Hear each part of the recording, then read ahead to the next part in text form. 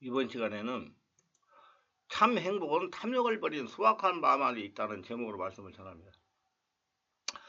사람은 누구나 세상을 살아가면서 행복을 추구하며 행복을 누리기를 원하고 살아갑니다. 그런데 지금 우리의 주변을 살펴보면 행복한 것들이 너무나 많이 있음에도 불구하고 감사하지 아니에요. 불평만에 집중하고 있는 마음들을 가지고 있습니다. 우리가 나름의 주관으로 저 사람은 정말 행복할 것 같다라고 생각하는 사람들 가운데 의외로 인생을 불행하게 살고 끝내는 자살로 인생을 마감하는 사람들이 많이 있다는 것을 보게 됩니다. 유명한 배우나 탤런트, 가수 같은 사람들 가운데 이런 일들을 많이 봅니다. 이들은 사람들이 그렇게 흠모할 만한 미모와 인기와 돈을 가진 사람들입니다. 그런데 사실은 그들 가운데 불행하게 사는 사람이 의외로 많이 있습니다. 몇 년 전에 공개된 연예 노조의 발표에 의하면 연기자협회에 등록된 연예인 중에 활동하고 있는 사람은 400명 정도라고 된다고 합니다. 그 중에 TV에 활동하는 사람은 50명쯤 된다고 합니다. 연기자협회에 등록된 연예인들 가운데 불안감을 안고 사는 사람들이 있으며 불면증, 위장병, 대인기피증, 소울증을 가지고 고통을 당하며 살아가는 사람도 있다고 합니다. 또 알코올 중독, 약물 복용으로 시달리는 사람이 있다는 것입니다.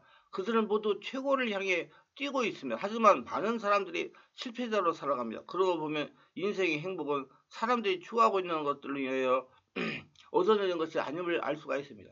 결혼하는 청년들에게 늘 당부하는 말이 있습니다. 무엇을 위해 결혼하는가 물으면 행복하기 위해서 결혼한다고 대답합니다. 그러면 그때 저는 생각을 바꾸라고 말합니다. 행복해지기 위해서 결혼한다면 결혼하는 마음속에는 이미 상대방이 나에게 잘 해주기를 기대하는 마음으로 가득하다는 것입니다. 그런데 이 마음을 상대 배우자에게도 가지고 있다는 것입니다. 이 마음을 가지고 결혼해서 함께 살기 시작하면 상대방을 배려하고 섬기려고 하는 마음보다는 상대방을 통해서 무엇인가를 얻고자 하는, 받고자 하는 마음이 있기 때문에 행복에 대한 환상은 깨지기 시작합니다. 우리 그리스도의 행복도 마찬가지입니다. 행복을 추구함으로 행복을 누리는 것이 아닙니다. 주님의 소원을 이루어드리는 삶을 위해 내 자아를 포기하고 주님 앞에 순종할 때 하나님은 행복을 선물로 주십니다. 우리들의 인간관계, 부부관계, 교우관계, 직장의 동료와의 관계에서 왜 싸움과 다툼이 일어나는 것입니까?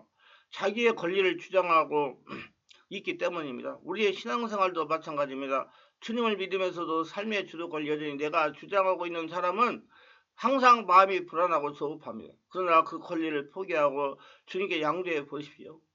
포기한 사람은 더 이상 잃을 것이 없습니다. 빼앗길 것이 없습니다. 그래서 자유롭고 편안합니다. 그런 사람을 주님께서 마음껏 사용하십니다. 주님께서 사용하시니 놀라운 변화와 기적들을 체험합니다. 뿐만 아니라 우리는 우리 자신을 비워야 됩니다.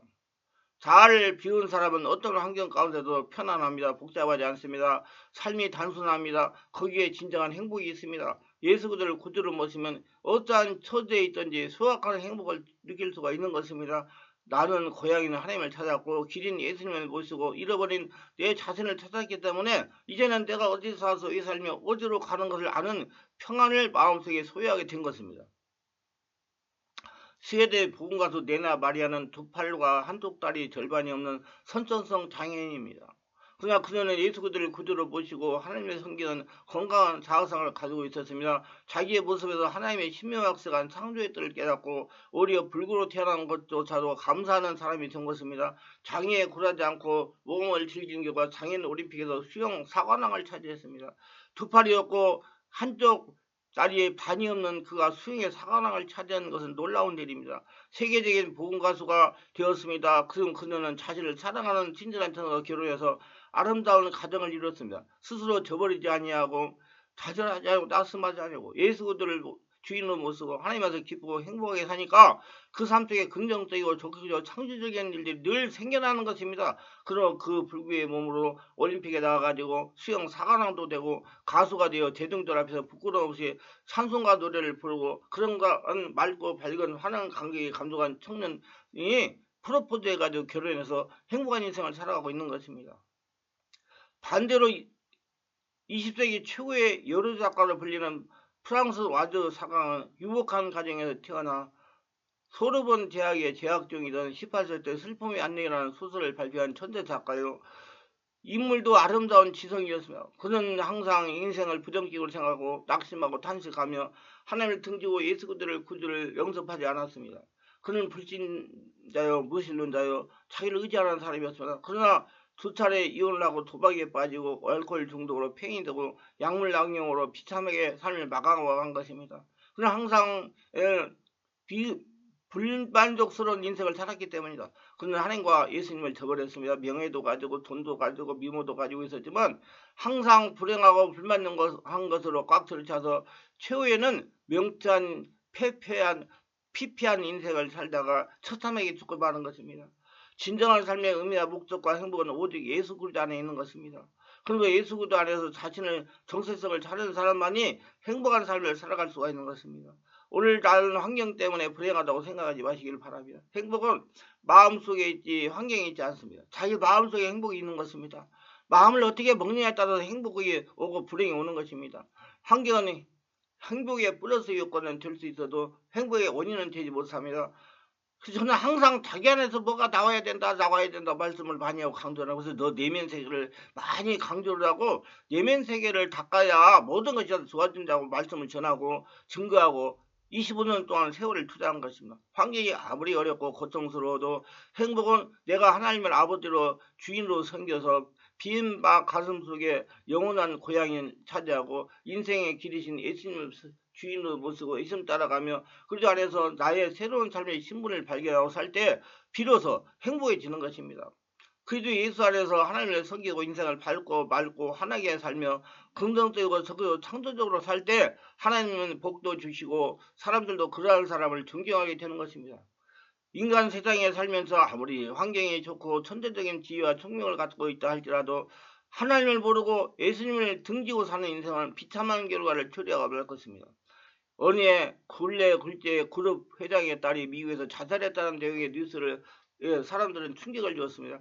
많은 유산을 물려받을 것으로 예상되는 부잣집 딸이고 명문대학에 유학 중인 그녀가 무슨 힘든 일이 있게 스스로 자살하는 것일까? 그 일을 모두 알 수는 없죠. 분명히 알 수 있는 건 하나가 있습니다. 그것은 지구촌 어디에도 인간의 삶 가운데 진정한 행복이라는 없다는 것입니다. 하지만 인간이 이룰 수 없던 그 행복이 주어진 것이 있습니다. 주님의 십자가 밑에 나와 네 짐을 내려놓고 무릎을 꿇으면 주님께서 우리에게 진정한 행복을 주시는 것입니다. 행복은 어디에 있으면 어디서 오는 것일까요? 첫째, 탐욕을 버리는 소박한 마음 안에 있습니다. 하나님은 우리 모든 사람에게 불량도로 인생을 살도록 해주셨습니다. 맵새는 맵새로 살아야 되고 황새는 황새가 살아야 되고 그 맵새가 맵새로 살아야지 황새가 될 수는 없습니다. 황새는 황새로 살아야지 맵새로 따다릴 수는 없습니다. 이서부에 보게 되면 개구리가 황소처럼 되겠다고 공기를 크게 들이마시다가 배가 터져 죽었다는 말이 있는 것입니다. 자기의 분수를 뛰어넘는 것은 탐욕인 겁니다. 아담이 사람으로 지음받았으면 사람으로 살아야지 하나님처럼 되겠다는 것은 엄청난 탐욕입니다. 피조물이 어떻게 조물주가 되겠다는 것입니까? 탐욕을 가지고 있기 때문에 마귀가 시험하는 것이지 탐욕이 없으면 마귀가 시험하지 않습니다. 거름 무더기가 있어야 똥파리가 찾아오지 거름 무더기가 없는데 똥파리가 찾아오지 않습니다. 탐심이 곧 우리를 파멸케 하는 우상숭배가 되는 것입니다. 야고보서 1장 14-15절에 오직 각 사람이 시험을 받는 것은 자기 욕심에 걸려 미혹 때문에 욕심이 인태적 죄를 낳고 죄가 장성한 적 사망을 낳느니라고 말씀하신 것입니다. 탐심이 들어오면 부정한 방법으로 욕심을 채우기 위해서 온갖 범죄를 하게 되고 전국적으로 사망에 이르고 마는 것입니다. 아담의 탐욕은 결국 자기와 전의를 파멸로 이끌고 가고 만 것입니다. 벤 클린은 탐심에 대해 이런 말을 했습니다. 탐욕과 행복은 결코 서로 만나지 않는다. 그러니 이 둘이 어떻게 친구가 될 수 있겠느냐. 또한 석유 대변인 록펠러는 이렇게 말했어요. 부자가 행복하리라는 생각은 것은 잘못이다. 록펠러만한 부자가 어디 있습니까? 그러나 그 부자가 행복하다는 것은 거짓말이라고 했습니다. 통계에서 보면 사람이 어느 정도 물질만 가지면 그 후로는 물질과 환경으로 행복하지 않다는 것입니다. 15평 집이 있는 사람이 35평 집을 얻을 때는 행복한데 35평을 사는 사람이 50평의 집을 살 때는 덤덤하고 별 볼 일이 없다는 겁니다. 남난 옷을 입은 사람이 좋은 옷을 사입었을 때 행복하지만 나중에는 화려한 옷을 입었을 때는 별로 행복하지 않다는 것입니다. 이것은 어느 정도 물질만 가지면 그 다음에는 물질이 아무리 많이 가져도 행복하지 않다는 증거입니다. 행복은 환경이 조그만 플러스 요건은 될 수 있어도 전적으로 환경에 행복을 가져오지 않는다는 것입니다. 행복은 예수 그리스도 안에서 하나님 아버지를 주인으로 모시고 성령한 충만한 은혜 속에서 있을 때 행복한 겁니다. 자기 본향을 찾아 영혼의 만족을 누렸을 때 행복하다는 것입니다. 아담은 탐욕으로 파멸에 이르렀습니다. 탐욕이 들어오면 아무리 많이 가져도 결코 만족을 느끼지 못합니다. 우리가 탐욕을 버리고 겸허한 마음으로 살 때 행복을 누릴 수가 있는 것이죠. 이 세상에 하나님을 의지하고 주인을 모시고 살면, 거룩한 성도로 살면 하나님 은혜로 우리가 무엇을 먹을까, 무엇을 입을까, 무엇을 먹을까 걱정하지 않고 살게 해주셨다고 말씀을 하셨습니다. 믿어야 됩니다. 이스라엘이 애굽에 살 때는 인간의 수단과 방법과 노력으로 살았지만 하나님을 따라 광야로 나왔을 때, 돌아 나왔을 때는 농사도 지을 수 없고 논밭도 없었습니다. 짐승을 기를 수가 없었습니다. 빈손 들었습니다. 하늘만 쳐다보았습니다. 그래서 40년 동안 광야에서 하늘만 쳐다보고 하나님만 의지했지만 헐벗지도 아니하고 굶지도 아니하고 배고프지도 아니하고 목마르지도 아니한 것은 하나님의 그들을 돌봐주셨기 때문인 것입니다.